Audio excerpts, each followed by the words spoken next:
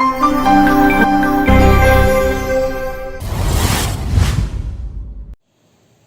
ားလုံးပဲမင်္ဂလာပါပထမဆုံးအနေနဲ့ကျွန်တော်ရဲ့ page လေးကိုရေးကြညာရှိပါတယ်ကျွန်တော်ရဲ့ page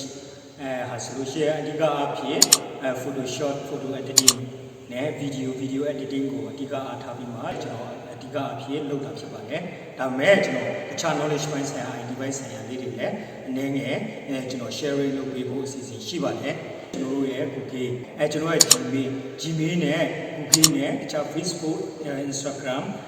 Twitter အကုန်လုံး WhatsApp အားလုံးတွေနဲ့ဘယ်လိုမျိုးဆက်တယ်သူတို့ရဲ့ password တွေဘယ်လိုမျိုးတင်စီးတယ်ဆိုတဲ့အရာလေးတွေကိုလည်းကျွန်တော်ဒီ page မှာအနေနဲ့တခုချင်းစီနောက်ပြီး clip လေးမှာကျွန်တော်အနေနဲ့ဝင်ရမှာဖြစ်ပါတယ် video clip လေးကိုကြည့်ရှုအပေးတဲ့သူများအားလုံးပညာရလူသားရလိမ့်မယ်လို့လည်းကျွန်တော်မျှော်လင့်ပါတယ်ကျွန်တော်ရဲ့ video clip လေးကို like and subscribe ပြုလုပ်သွားပေးဖို့လည်းကျွန်တော်